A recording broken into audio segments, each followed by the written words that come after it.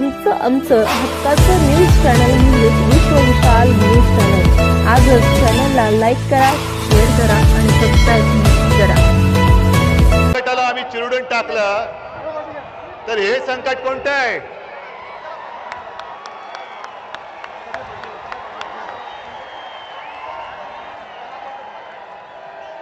मी पहिला प्रथम तमाम परभणीकरांना अक्षरशः मनापासून साष्टांग दंडवत घालतोय,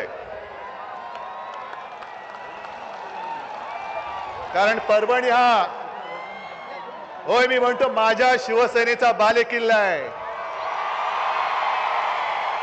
आणि तुम्ही सगळे त्याचे मावळे तर माझ्या उजव्या डाव्या बाजूला उभे आहेतच। आणि भाजपला असं वाटलं असेल, मिंद्यांना असं की सगळं काही पैशाने खरेदी करता येतं, पण परभणीकर पैशाने विकले जाऊ शकत नाहीत। हे शिवसेना प्रमुखांनी कमावलेलं जे प्रेम आहे त्या आशीर्वादाच्या रूपाने माझ्या समोर बसलेलं आहे आणि आपली परीक्षा आहे, ही परीक्षा आहे। अरे वादळाला सुद्धा अंगावर घ्यायला मर्दाची छाती लागते, ती आपल्याकडे आहे आणि आम्ही पाठीकडून वार करत नाही, आम्ही वादळाच्या सुद्धा छातीवरती वार करणारे शिवरायाचे मावळे आहोत। आणि तुम्हाला कल्पना आहे की 1-2 दिवसापूर्वी मी पत्रकार परिषद घेतली। कशासाठी घेतली होती? आपलं जे मशाल गीत आहे ऐकलं तुम्ही, त्याच्यामध्ये एक शब्द आहे, जय भवानी जय शिवाजी। जरा एकदा जोरात द्या नारा। आता त्या गाण्यातला हा मोदी शहांचा जो नोकर निवडणूक आयोग आहे त्यांनी राजेशजी सांगितलं की जय भवानी शब्द काढायचा शब्द। अरे मी तर मोदी आणि शहांना सांगते, तुम्हाला कान धरून महाराष्ट्र जय भवानी जय शिवाजी बोलत उठाबशा काढायला लावल्याशिवाय राहणार नाही। तुमचा आकस महाराष्ट्राबद्दल ठीक आहे, त्याचा आम्ही फडशा पाडू। तुम्हाला उद्धव ठाकरे संपवायचं आहे ना, बघा प्रयत्न करून। हा उद्धव ठाकरे तुमच्या समोर उभा आहे आणि त्याच्या बरोबर हे सगळे माझे मर्द मावळे माझ्या सोबत उभे आहेत, पण तुम्ही महाराष्ट्राबद्दलचा राग, अरे आम्ही सुद्धा जय श्रीराम बोलतो, बजरंगबली की जय आम्ही सुद्धा बोलतो। आज तर हनुमान जयंती आहे, पण जय भवानी बद्दल सुद्धा तुमच्या मनामध्ये एवढा द्वेष आणि एवढा आकस काय आहे? यांना काय वाटतं? दिल्लीमध्ये बसले म्हणजे आपण म्हणू ते म्हणतील तसं सगळं काही देश त्यांचं ऐकेल? ही जिवंत माणसं आहेत, गुरढोरं नाही आहेत। आणि अंगावरती आलात, प्रेमाने मिठी मारलीत, तेव्हा आम्ही तुमची साथ दिली होती, पण पाठीत वार केलात तेव्हा ही माझी वाघ नखं आता बाहेर आलेली आहेत। हे मध्ये मुनगट्टीवारांसारखी आम्ही काही शोबाजी नाही करत, वाघ नखं परत आणणार। बसा, स्वतःची नखं कापत बसा। पण तुम्हाला एक एक विषय कळले पाहिजेत।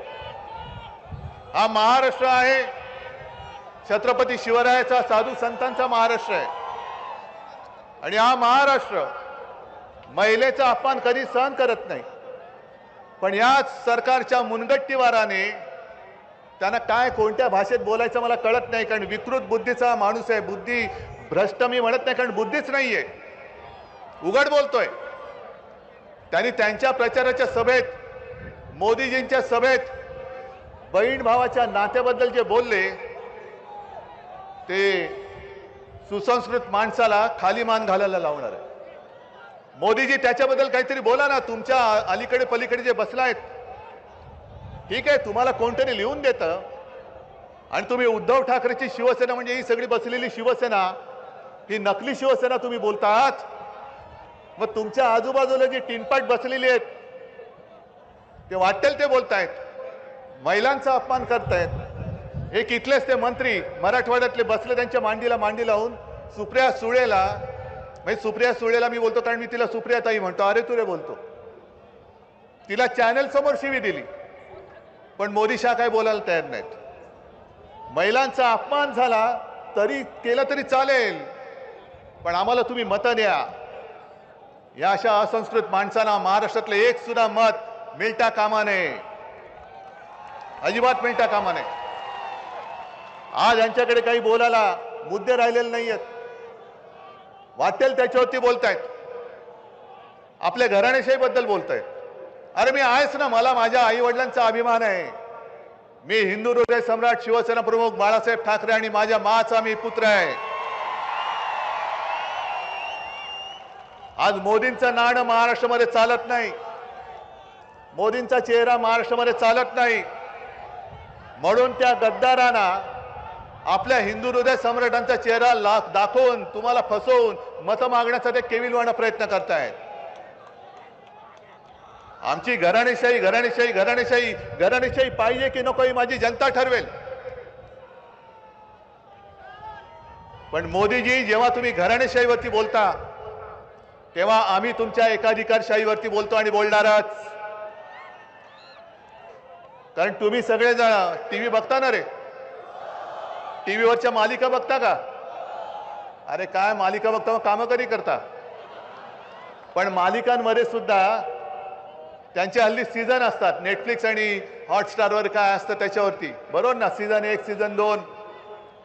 तसं संपूर्ण देशभरात या भाकड जनता पक्षाची नवीन मालिका सुरू झाली, त्याचा नवीन सीझन आलाय. कोणता? जुमला 3, बरोबर ना?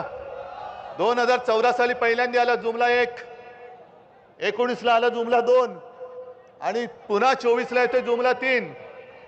ऍक्टर तोच, खलनायक पण तोच, स्टोरी रायटर तोच, सगळं काही तेच. आणि आता किती वेळा ती मालिका बघायची? पहिल्या 2 भागात आम्हाला सुद्धा वाटलं असेल अरे बरी मालिका दिसते, काहीतरी महाराष्ट्राचं कल्याण होईल. पण 10 वर्ष याने पूर्ण महाराष्ट्र नासून टाकला, देश नासून टाकला. बरोबर आहे, जरा एकदम मोठ्याने बोला, एकदम मोठ्याने बोला. दादा काय बोलला ऐकलं का रे तुम्ही? अब की बार भाजपा तडीपार. ही मालिका आता बंद करा, कारण ही मालिका बघून कोणाचं पोट भरलेलं नाहीये. आपल्या डोळ्यात देखत आपला महाराष्ट्र लुटतायत, महाराष्ट्रातले उद्योगधंदे लुटतायत. जे माझ्या आपल्या महाराष्ट्राच्या हक्काचं आहे हे कुठे घेऊन जात आहेत? कुठे? तरी आपण गप्प बसायचं? तरी यांना पुन्हा मत द्यायचं का बंडू सारखा? कारण मी संजय बोललो तर कोण ओळखणार नाही, त्याला बंडूच बोललं पाहिजे. एक निश्चित त्यांनी विकलेलं नाहीये. आणि तुमच्या परभणीकरांसाठी दिल्लीमध्ये सुद्धा जो लढतोय त्याला किती मताधिक्याने निवडून देणार? 2 का 5? मला मताधिक्य तर जास्त पाहिजेच, पण समोरच्याचं डिपॉझिट जप्त करून मला यावेळेला विजय पाहिजे. कारण ही निवडणूक केवळ शिवसेनेची नाहीये, ही निवडणूक तुमच्या आमच्यासाठी, संपूर्ण देशासाठी लोकशाही विरुद्ध हुकुमशाहीची निवडणूक आहे. तुमचं मत तुम्ही कोणाला देणार? हुकुमशाहीला देणार की लोकशाहीला? नक्की. आणखीन काय बोलण्याची आवश्यकता आहे? मग आपला निर्धार पक्का आहे. सगळं काही बदललेलं नाहीये परभणीत, फक्त एक गोष्ट बदलले. काय बदलले? निशाणी. निशाणी काय? निशाणी काय? निशाणी. आणि विजय होणार विशाल. सगळ्यांना धन्यवाद देतो. जय हिंद, जय महाराष्ट्र. तुमचं आमचं हक्काचं न्यूज चॅनल म्हणजे विश्व विशाल न्यूज चॅनल. आजच चॅनलला लाईक करा, शेअर करा आणि सबस्क्राईब